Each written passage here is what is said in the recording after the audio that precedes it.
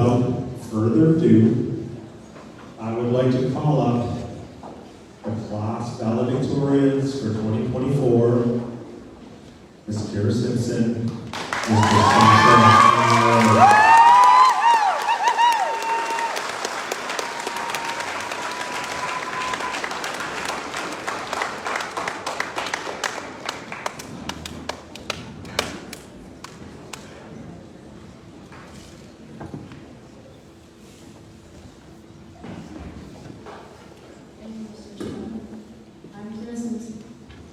I'm Sacha Munro. Good evening, fellow students, staff, family, and friends in the class of 2024. We would like to thank you all for being here to celebrate with us on a special day. Tonight, the class of 2024 is graduating from Eagle River Secondary. The room is packed with your friends, family, and every person here is proud of you, of your accomplishments, and the goals that you have reached. It's hard to believe that after a long and short 12 years of school, we are all sitting up here today. Although living through those years between kindergarten and graduation may have seemed like an eternity for our students, and for some parents as well. Growing up, everyone would say how fast time flies by during high school, and we're really right. Even though it felt like forever, it also feels like just yesterday we were learning to tie our shoes, and we went, and now we're getting ready to go off now. It's crazy to think that when we walk this stage, we were in charge of our own lives. We accomplished a major step in our lives, one that some of us never thought we would accomplish. But here we are tonight with those who never stopped believing in us. I'd like to take a moment to thank our incredible teachers and staff here at Eagle River. Their dedication and passion to helping us get to where we are today has made an everlasting impact on each and every one of us. They have helped to shape us into the unique individuals we are today, and the ones we help to prepare us for whatever the world has to offer. And to our families, thank you for putting up with us along the way, and giving us the continuous love and support we need. You've been there for us since I think and we can't thank you enough. Without everything you, we wouldn't be here today. Lord Waldorf once said, the new thing about beginnings is that they require something else to end. So as we all stand up here, let's remember the friendships we've made, the memories we've created, and the lessons we've learned. Just because the chapter of our lives is ending doesn't mean our memories and time spent together here will. Most of us have watched each other grow up since day one, while some of us have even gone through these past 12 years. There'll be a time in our lives where we will look back and realize that this is one of the best years, just like our parents did. Congratulations to the class of 2024.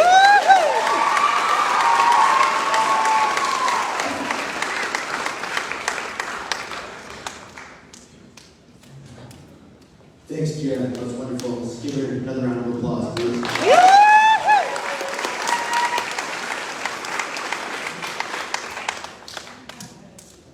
Look, everybody. Look. Look at this grad class. Aren't they beautiful? Don't they look beautiful and strong? Don't they look happy? Why do you think they're smiling? After tonight, we will walk this stage. We become adults. We will become free to choose what we want to do, no longer under the thumbs of our parents and teachers.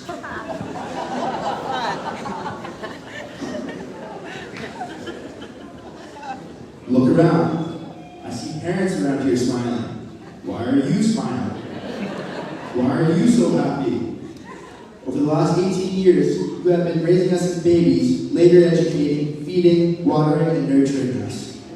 You'll look all so pleased because when we leave this room, your sentence will be over. The financial and emotional damage will cease.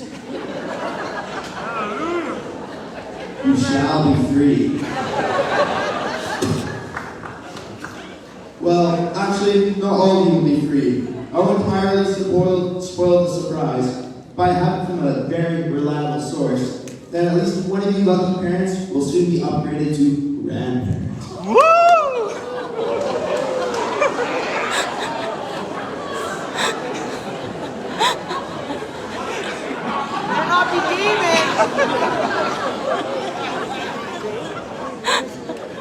In the 1960s, the esteemed Dr. Timothy Leary famously said, "Turn in, tune in, and drop out."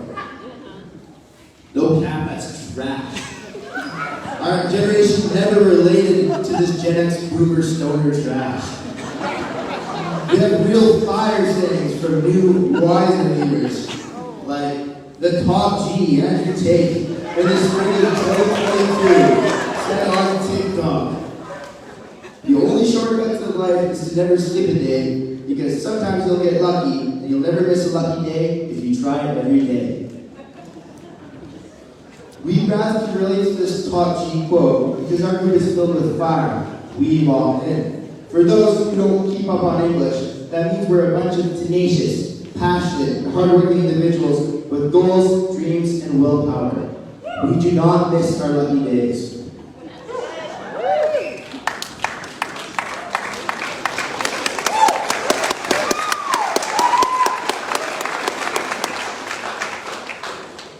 The path ahead is not easy. There are major obstacles ahead of us.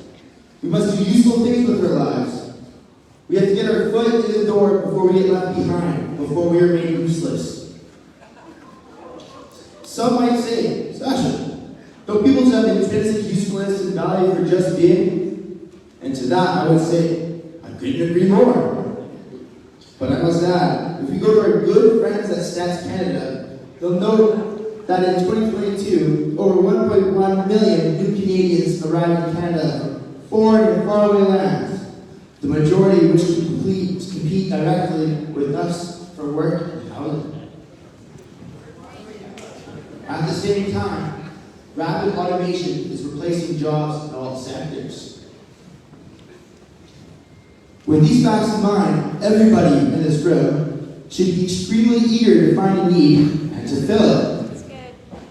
Now is the time to take action, and our 2024 grad class constituents is the people to do that.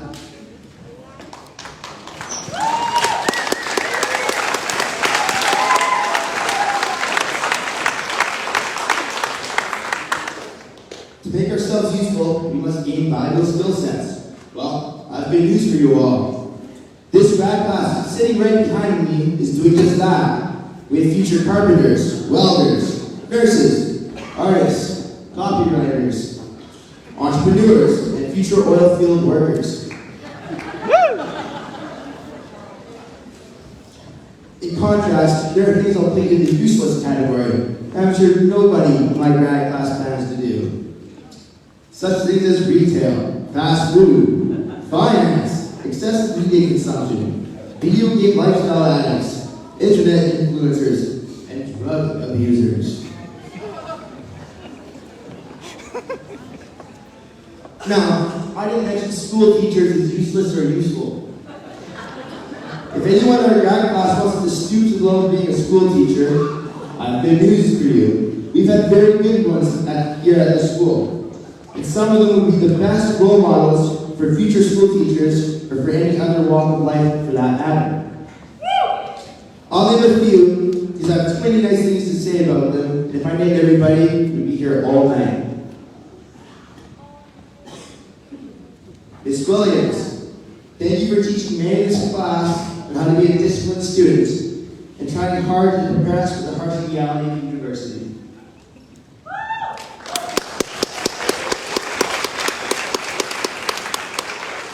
Mr. Miley, for being a positive, masculine, patient role model for young students and for helping me and fellow physics students understand that physics class is not always a good time to get gritty.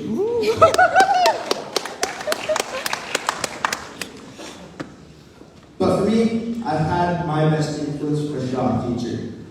I'm not sure if he's here today, but the most famous shop teacher is from Ontario, and his name is Kerry Lemieux. He's known for showing up to class wearing oversized fake breasts. Anyways, my favorite teacher, Professor Bellows, isn't quite that exciting, but I want to talk about him anyways.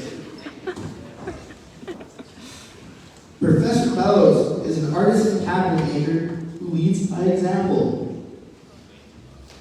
Curtis Bellows is a family man. Professor Bellows is wise. Call me arrogant, but his opinions are some of the few I actually value. For instance, don't keep the speech short and sweet, and after further consideration, I decided to keep it sweet. Oh, I forgot Mr. Roy Tabor. I'm not sure if he is here today, but he's best known for proving the stereotype of people who are in positions of power are susceptible to corruption and being unjust, as demonstrated in his disgraceful gym class referee performance.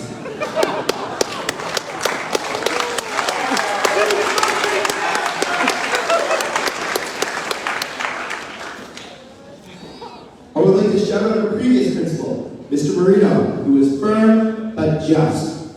When he left big shoes to fill, which Mr. Chapman has successfully partially filled.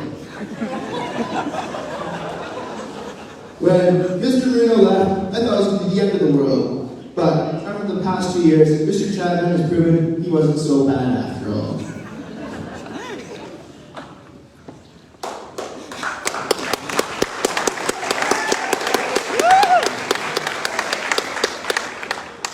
Now, for a personal address directly to the grads. Grads, Jesus said, be not afraid. We have an adversary, one that I know that we are capable of overcoming. What is the adversary trying to do? They're trying to keep us in fear. They're trying to keep us bogged down into consuming the Netflix, the drugs, the Snap score.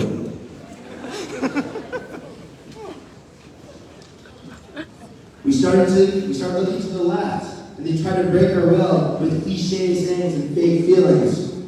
We start looking to the left, and they lock us down in a Netflix zombie movie pandemic. We started getting fit, maximizing gains, and looks maxing, like the ancient Romans and Greeks. And then they legalized soft and hard drugs to keep us dumb and content. Well, guess what? If you made it this far and kept yourself and your sanity, you're alive. To paraphrase Nietzsche, living is overcoming. Instead of taking 2 steps back after taking a step forward, let's just take another step forward. Fear not, rats. Here's the secret to you overcoming. The Matrix isn't controlling you. They are not stopping you from reaching your potential. They are not keeping you down. You are. You choose to watch the Netflix. You choose to take the drugs. You choose to maximize the Snap score. We chose to be injected like swine. We chose to be bullied and conform to social pressures. We chose despair and feel overwhelmed. Just say stop.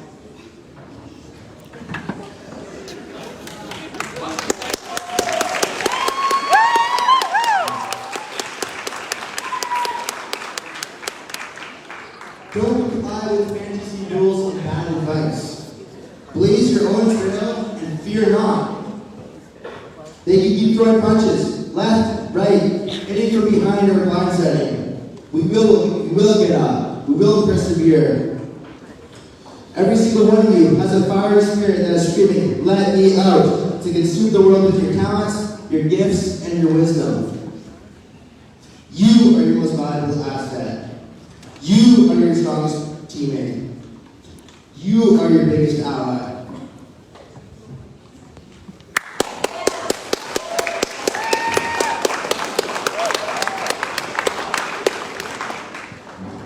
God's given us the gift of living, and now we're eagerly alive at the starting line of the biggest race in the universe. The clock is counting down, and we're about to blast off into the wild, unknown, and beautiful future. I'll close with a quote from one of the greatest intellectuals of our time, DJT. As long as we have faith in each other and trust in God, there is no goal at all beyond our reach. There is no dream too large. No task too great. The future belongs to us.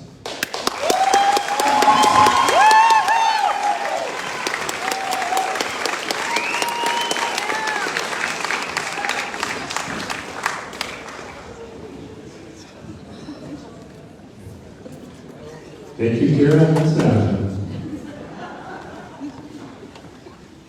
So, ladies and gentlemen, we give you the graduating class of 2024.